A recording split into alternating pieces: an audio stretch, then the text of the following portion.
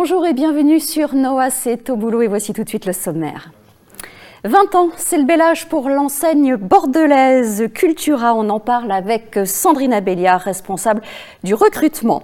Vous rêvez d'un job à l'étranger? Conseil à suivre. Et puis bien joué pour Nicolas Mirguet qui a choisi d'entreprendre à Bangalore, la Silicon Valley indienne.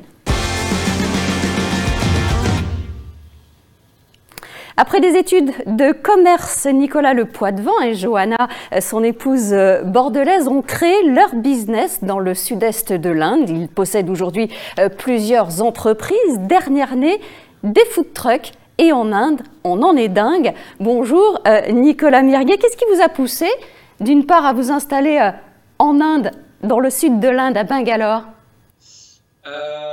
Un petit peu par hasard, mais c'est surtout que justement pendant notre école de commerce, on a fait un échange en Inde à Bombay et ça nous a vraiment donné le goût du pays.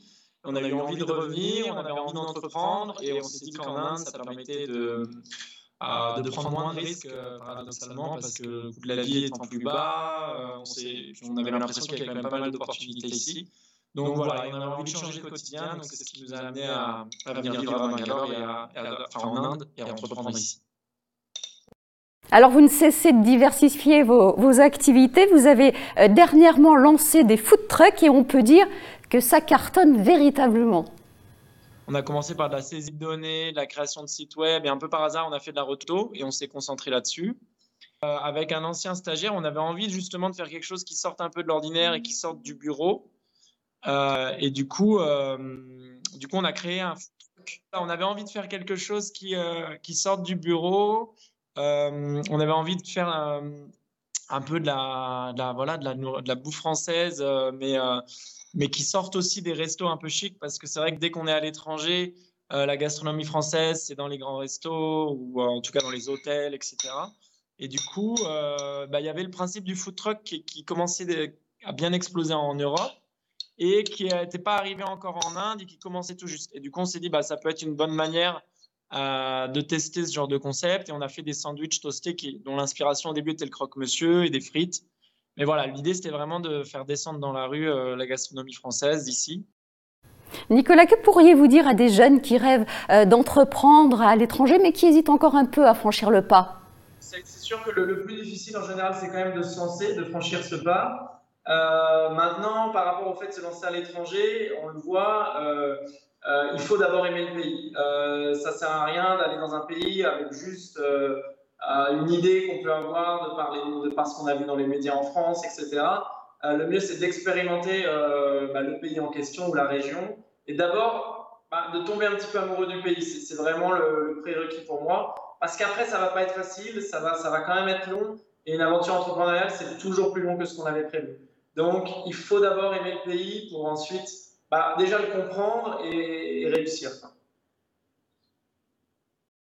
Merci beaucoup Nicolas, bien joué et très belle journée. Alors partir, travailler à l'étranger en vie, de découvrir le monde est accessible à tous. Lorsque vous aurez choisi votre pays d'accueil, adoptez une bonne méthode, effectuez les démarches essentielles pour devenir résident de ce pays. Renseignez-vous auprès des ambassades, notamment pour savoir si un visa est nécessaire. Et puis avant de chercher un logement, installez-vous peut-être dans un hôtel ou une auberge de jeunesse afin de découvrir les différents quartiers de la ville et de choisir celui dans lequel vous aimeriez vous installer. Ensuite, il vous faudra, et oui, gagner votre vie et donc trouver un travail. Évidemment, tout n'est pas toujours facile, mais avec une approche positive, franchir le pas et travailler à l'étranger ne peuvent que contribuer au développement de votre carrière et bien sûr à votre enrichissement personnel. Sachez que le site officiel de l'administration française, de même que le service mobilité internationale de Pôle emploi,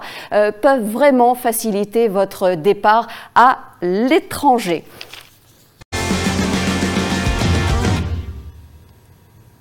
Et nous accueillons à présent Sandrine Abelliard. Bonjour, vous êtes responsable de recrutement chez Cultura. Cultura a cette année 20 ans. 20 ans, c'est le bel âge et on peut vraiment le dire concernant votre enseigne car vous êtes en pleine phase d'expansion. Oui, tout à fait. Depuis 20 ans, nous avons ouvert beaucoup de magasins sur un rythme d'environ 4 à 5 ouvertures par an pour arriver à 88 magasins sur cette année 2018. Donc dans tout l'Hexagone. La première ouverture, c'était à Puyles-Bourreau, c'est tout près de La Rochelle en Charente-Maritime, donc en 98. Et aujourd'hui, votre enseigne compte, vous le disiez, plus de 80 magasins. Évidemment, pour cela, vous êtes obligé de recruter. Où en êtes-vous actuellement ? Alors aujourd'hui, nous avons environ 4000 collaborateurs au sein de l'enseigne et nous continuons évidemment à recruter dans le cadre des ouvertures de nos magasins, notamment des profils conseillers de vente, adjoints et chefs de secteur, managers d'équipe. Quelles sont les qualités qu'il faut à tout prix avoir lorsque l'on a envie de travailler chez Cultura ? Je dirais qu'il y a d'abord la passion du produit culturel et des produits culturels tels que le livre, la musique, vidéo, instruments de musique ou loisirs créatifs, des produits que nous proposons dans nos magasins, mais également la passion du client et la passion du commerce en général. Alors, l'objectif de votre enseigne était de démocratiser la culture, de proposer des produits culturels, mais pas que, vous venez de le dire, avec notamment les loisirs créatifs. Le pari est réussi alors ? Oui, je pense qu'on peut dire ça. Alors plus précisément, le but, c'est de rendre accessible la culture à tous. Et je pense qu'en effet, dans nos magasins, nos clients ressentent précisément qu'ils ont accès à l'ensemble des pratiques culturelles qui existent, voilà, dans toute la France.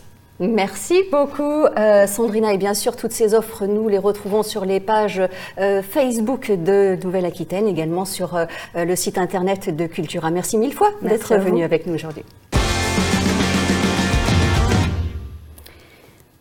Et au boulot est là chaque jour sur Noa pour vous donner un coup de pouce, que vous soyez recruteur ou à la recherche d'un emploi. France Bleu Gironde aussi vous aide quotidiennement. Bonjour Dominique Bourdeau, chaque jour dans votre matinale, vous nous proposez à 6h50 très précisément Objectif Emploi. Absolument Marie, bonjour et merci de nous recevoir. Oui, France Bleu Gironde parle de l'emploi tous les matins.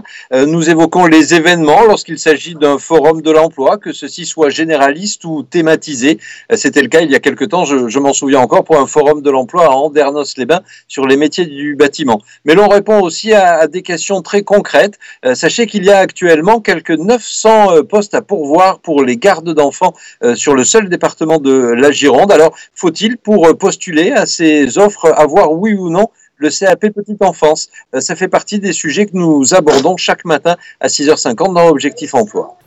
Merci Dominique. On vous écoute évidemment chaque matin du lundi au vendredi de 6h à 9h et très belle journée à vous tous. Et bien au boulot c'est fini, mais retrouvez toutes les infos bien sûr sur les pages Facebook de France 3 Nouvelle-Aquitaine et sur na.france3.fr. Au revoir et à très vite.